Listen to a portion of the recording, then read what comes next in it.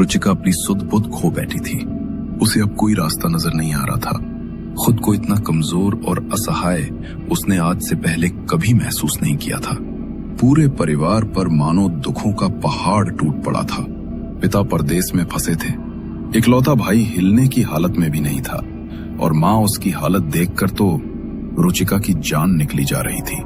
रुचिका को कहीं कोई राह नहीं सूझ रही थी। वो अपने कमरे में बिस्तर पर बैठी रो रो कर अपनी बेबसी को कोस रही थी कि अचानक कमरे में लगी भगवान कृष्ण की तस्वीर से उड़कर एक मोर पंख उसके पास आकर गिरता है। कान्हा, अब तुम ही राह दिखाओ। मैं नहीं जानती मुझे क्या करना चाहिए, कैसे इस जाल से बाहर निकलूं। अगर मैंने इस घर से अपना कदम भी बाहर निकाला तो वो मेरे परिवार को मार डालेगा। मैं क्या करूं कान्हा, तुम ही बताओ। रुचिका अभी रो ही रही थी कि अचानक उसके दरवाजे पर दस्तक होती है। दस्तक सुनकर रुचिका का रोम रोम डर से कांप उठा था। घबराते हुए उसने घर का दरवाजा खोला तो सामने एक सफेद दाढ़ी वाले व्यक्ति को खड़ा हुआ पाया, जिसने किसी मौलवी जैसे वस्त्र पहने हुए थे। मैं अब्दुल हूँ, यहाँ मजार पर आया था, अचानक तबीयत बिगड़ गई। क्या एक गिलास पानी मिल सकता है? जी मैं अभी लाई। क्या मैं अंदर आ सकता हूँ? थोड़ी घबराहट सी हो रही है। रुचिका इस समय भीतर से बुरी तरह टूटी हुई थी। जो कुछ उसके जीवन में घट रहा था उससे अधिक अब उसे किसी का भी भय नहीं था। इसलिए रुचिका ने उस व्यक्ति को घर के अंदर आने दिया और खुद पानी लेने चली गई। रुचिका के जाने के बाद वो व्यक्ति अपनी लाल लाल आंखों से पूरे घर को गर्दन घुमाकर देखने लगा। ये लीजिए पानी। उस व्यक्ति ने कुछ मन ही मन बुदबुदाया और गिलास में रखे पानी में फूंक मार दी। पानी में फूंक मारते ही पानी का रंग गहरा काला हो गया, जिसे देखकर रुचिका घबराकर एक कदम पीछे हो गई। घबराओ नहीं, मैं तुम्हारी परेशानी समझ गया हूँ। मुझे पहले ही शक हो गया था कि जरूर कुछ तो अनहोनी हुई है यहाँ, और मैं यहाँ वही देखने के लिए आया था। क्या तुम्हें अपने घर से एक अजीब सी गंध आती है? हाँ, लेकिन ये सब आपको कैसे पता? क्या तुम्हें कोई अनदेखी शक्ति अपने आसपास महसूस होती है, जैसे कोई तुम्हारे करीब आना चाह रहा हो? हाँ, उसने मुझे धमकी दी है। अगर मैं ये घर छोड़कर गई तो मेरे पूरे परिवार को मार डालेगा। क्या तुम दिन ढले अकेली उस मजार पर गई थी? हाँ, मुझसे गलती हो गई थी। मैं नहीं जानती थी कि ये सब हो जाएगा। पता नहीं क्या हुआ था, मैं क्यों और कैसे वहाँ पहुँच गई। गलती शायद मेरी है। मुझे लगा था इस सुनसान मजार के आसपास कभी कोई नहीं आएगा और यही उस जिन को कैद करने के लिए सबसे अच्छी जगह होगी, लेकिन मैं गलत था। जिन कैद? मैं कुछ समझी नहीं। क्या आप ये सब पहले से जानते हैं? तब तो आप ये भी जानते होंगे कि मुझे उससे कैसे छुटकारा मिलेगा। ये सब उतना आसान नहीं जितना तुम्हें दिखाई दे रहा है। ये तंत्र की दुनिया बेहद काली और अंधेरे से भरी हुई है। अक्सर लोग अपने दुखों को कम करने के लिए इस अंधकार में तो आ जाते हैं, लेकिन बाद में रोशनी की एक किरण पाने के लिए इसकी और भी गहराई में जा पहुंचते हैं। ठीक ऐसा ही हुआ था रहमान के। रहमान इसी शहर में अपनी पुश्तैनी हवेली में रहता था। पिछली कई पीढ़ियों से उस हवेली का एक कमरा ताला लगाकर बंद किया हुआ था, जिसे हर पीढ़ी के बुजुर्ग अगली पीढ़ी को न खोलने की हिदायत देकर ही इस दुनिया से रुखसत होते थे। रहमान उस खानदान का आखिरी वंशज था। धूमधाम से उसकी शादी हुई और उसकी 18 बरस की बेगम कहकशा हवेली में आ गई। घर में पुरानी पीढ़ी के नाम पर एक ही सदस्य थी, रहमान की बुआ चांद बीबी, जो उस ताले लगे कमरे के ठीक बगल वाले कमरे में रहा करती थी। सुनो दुल्हन, इस घर के रिवाज का ख्याल रखना तुम्हारा फर्ज है। हवेली में मेहंदी, इत्र और गजरे लगाकर घूमना सख्त मना है। आगे से खास ख्याल रखना। उम्र कच्ची थी और हर नई शादीशुदा औरत की तरह उसे भी श्रृंगार करने की प्रबल इच्छा होती थी। बुआ सास की यूं बात बात पर रोक टोक से दुल्हन कहकशा मन ही मन उनसे नफरत करने लगी थी। क्यों इतनी नफरत करती हो तुम बुआ से? उन्होंने पूरा एक जमाना अपनी आंखों से देखा है। तुम्हारे भले के लिए ही बेहतर होगा कि तुम वही करो जो वो कहती हैं। अच्छा ठीक है, ये तो बताओ, आखिर उस कमरे में ऐसा क्या है जो उस पर इतने ताले जड़ रखे हैं आपने?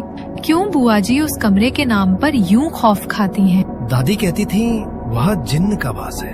उसे इन तालों में कलमा पढ़कर कैद किया हुआ है। इसीलिए ना हम इस हवेली को छोड़कर जा सकते हैं, ना किसी को बेच सकते हैं, और ना ही ऐसा कुछ कर सकते हैं जो उसे उकसाए। क्या बेतुकी बात कर रहे हो? जिन्नात क्या तालों में कैद होते हैं? कुछ नहीं है उस कमरे में, बल्कि जरूर कोई पुश्तैनी खजाना बंद होगा जिसकी सुरक्षा के लिए ये कहानी बनाई गई है। कहकशा, बस आगे और नहीं। रहमान को गुस्से में देख अब उसे बुआ सास पर और भी गुस्सा आने लगा था। उस बुढ़िया की फिजूल बातों पर भरोसा है, लेकिन पत्नी की बात पर नहीं। मैं भी अब इस कमरे को खोल कर ही रहूंगी। उसी रात कहकशा ने जाकर वे ताले खोल दिए और चुपचाप आकर अपने कमरे में लेट गई। वो जानती थी ताले खुले देखकर बुआ जी घर में बवाल मचाएंगे, लेकिन सुबह के 8 बजने आए। आज बुआ जी की कोई हलचल सुनाई नहीं पड़ी थी। कहकशा उठकर बुआ के कमरे की ओर गई। अंदर का नजारा देखकर उसकी चीख निकल गई। अंदर कमरे में हर तरफ खून ही खून बिखरा था और बुआ जी का शरीर इतनी बुरी अवस्था में था कि उसे देखते ही नई दुल्हन को चक्कर आ गए। पत्नी की चीख सुनकर रहमान भी दौड़कर कमरे में आया तो देखा बुआ का शरीर पंखे से झूल रहा था और उनके शरीर के सभी अंग, हाथ, पैर, सिर सब उल्टी दिशा में घूमे हुए थे। ऐसा लगता था किसी ने मारने से पहले उन्हें बुरी तरह तरपाया था। एक तरफ बुआ जी की लाश थी, दूसरी तरफ पत्नी बेहोश जमीन पर पड़ी थी। रहमान पानी लेने को रसोई की ओर भागा तो देखा बगल वाले कमरे का ताला टूटा हुआ था। अब वो सारा माजरा समझ चुका था। पानी की छींटे कहकशा के चेहरे पर मारने के बाद जब उसे होश आया तो रहमान को समझ आया कि ये वो कहकशा है ही नहीं। उसकी आंखें लाल हो गई थी, चाल मर्दाना हो गई थी और आवाज भारी। भूख लगी है मुझे, भर पेट खाना और इत्र की बोतल लेकर आओ। पत्नी की डरावनी आवाज सुनकर रहमान बुरी तरह घबरा गया। उसने घबराते हुए कहकशा के सामने मांस रखा और जब वो मगन होकर उसे खाने लगी तो मौका पाकर रहमान ने कुर्सी के साथ उसे कसकर बांध दिया और कमरा बंद करके वहां से निकल गया। इससे बाद में निपटूंगा, पहले बुआ की रुखसती की तैयारी करनी होगी। बहुत बड़ी अनहोनी हो गई है, न जाने आगे क्या होगा। कुछ खास रिश्तेदारों को बुलाकर उसने जल्दबाजी में बुआ का अंतिम संस्कार कर दिया। शाम तक जब वो घर लौटा तो उसे कहकशा के कमरे से अजीब सी आवाजें सुनाई दी। घबराते हुए उसने दरवाजा खोला तो देखा उसकी पत्नी ने किसी तरह खुद को रस्सी से आजाद कर लिया था और कमरे की दीवारों को अपने नाखूनों से बुरी तरह खरोंच डाला था, जिसके कारण उसकी उंगलियों से खून बह रहा था। कहकशा अपने ही हाथ से बहते हुए खून को हंसते हुए किसी भूखे राक्षस की तरह चाट रही थी। ये सब करते हुए वो बहुत डरावनी दिखाई दे रही थी। ये क्या कर रही हो? तुमने तो अपनी सारी उंगलियां जख्मी करनी है। होश में आओ कहकशा। रहमान जैसे ही उसके करीब पहुंचा कहकशा ने उस पर हमला कर दिया और उसका गला दबोच लिया। किसी तरह रहमान ने खुद को आजाद किया और कमरे से निकलकर फिर से दरवाजा बंद कर दिया। वहां से निकलकर वह सीधा मेरे पास आया और मुझे सारी परेशानी सुना दी। मैं समझ गया था जरूर ये किसी जिन्न का ही असर है। कई पीढ़ियों से चली आ रही वो बात झूठ नहीं थी। वाकई हवेली के एक कमरे में जिन्न कैद था, किंतु अभी सवाल बहुत सारे थे और जवाब कोई भी नहीं था। मैं दौड़ते हुए रहमान के घर पहुंचा तो कमरे से उसकी बेगम की चीखें सुनाई दे रही थीं। ऐसा लगता था कोई उस पर जुल्म कर रहा है। मैंने अपने साथ लाए हुए पानी में दुआ पड़कर फूंक मारी और उस पानी को कहकशा पर छिड़क दिया। पानी की बूंदें शरीर पर पड़ते ही वो बुरी तरह बौखला उठी और गुस्से में किसी जानवर की तरह लपक कर दीवार से होते हुए छत पर जा चढ़ी। चला जा यहाँ से, चला जा। मैंने अपनी विद्या के बल पर उसे नीचे बुलाया और पूछा आखिर वो कौन है और क्या चाहता है। मेरी बात के जवाब में कहकशा ने बताया कि वो एक जिन्न है जिसे धन दौलत के लालच में रहमान के एक पूर्वज कासिम ने बुलाया था और बदले में एक औरत देने का सौदा किया था। कासिम ने अपने अंधे लालच में आकर घर में काम करने वाली एक कम उम्र नौकरानी को जिन्न के पास छोड़ दिया था। बरसों तक जिन्न ने उसे अपनी कैद में रखा और उसके साथ मनमानी की। बदले में जिन्न के वादे के मुताबिक घर में धन दौलत के ढेर लग गए। आखिर वो लड़की कब तक बर्दाश्त कर पाती। कुछ साल बाद उसकी मौत हो गई। जिन्न अब फिर से बेकाबू हो रहा था। एक बार फिर किसी गरीब की बेटी को बलि के बकरों की तरह जिन्न के हवाले कर दिया गया, लेकिन जिन्न की भूख बढ़ती ही जा रही थी और अब घर की औरतों को भी उससे खतरा महसूस होने लगा था, क्योंकि सपने में घर की औरतों को वो दिखाई देने लगा था। अब बस एक उपाय था, किसी तरह उसे फिर से कैद किया जाए। इसलिए कासिम ने एक सूफी संत से आग्रह किया कि वे उसे इस मुसीबत से छुटकारा दिलाएं।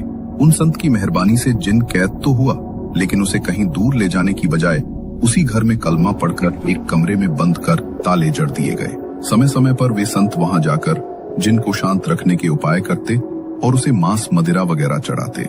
समय बीतता गया और फिर उन संत की मौत हो गई। जिन बरसों से भूखा था, कासिम ने अपना वादा तोड़कर उसे कैद कर लिया था, इसलिए तब से वो नफरत की आग में जल रहा था। और जब बहू कहकशा ने ताले खोले तो जिन आजाद हो गया। पुरानी पीढ़ी में केवल एक ही बची थी, चांद बीबी। वही जिन का पहला शिकार बनी और फिर उसने अपना अगला शिकार बनाया कहकशा को। कहकशा को बचाने का अब केवल एक ही तरीका था, किसी तरह जिन को काबू किया जाए। उसकी बिगड़ती हालत देखकर मुझे समझ में आ गया था कि वो ज्यादा दिनों तक जिन को बर्दाश्त नहीं कर सकेगी। कुछ ही दिनों में उसके सिर के आधे से ज्यादा बाल झड़ गए थे, चेहरा जगह जगह से नीला पड़ गया था और आंखें ऐसी लगती थीं जैसे कई रातों से सोई ही ना हो। जहां तुमने घर बनाया है वो उन्हीं सूफी संत की मजार है। जिन को काबू में करने का एक ही उपाय मुझे समझ में आया। मैंने अपने मंत्रों की शक्ति से कुछ देर के लिए जिन को काबू किया और उसे इसी मजार में लाकर कैद कर दिया। अब ये सिर्फ सूफी संत की मजार नहीं, बल्कि उस जिन की कब्र भी थी। एक लंबा अरसा गुजर गया था। मुझे लगा था शायद अब उस जिन का अस्तित्व खत्म हो गया होगा, लेकिन न जाने कैसे एक तूफान में मजार की साइड की दीवार गिरी और उसमें दरार आ गई। जैसे ही मजार में दरार आई, जिन की शक्तियां जागने लगीं। उसने अपनी शक्तियों को एक बार फिर बढ़ाया और फिर उसे तुम मिल गई। आगे की कहानी तो तुम जानती ही हो। मुझे भी उन लड़कियों की तरह मरना नहीं है। मैं जीना चाहती हूँ।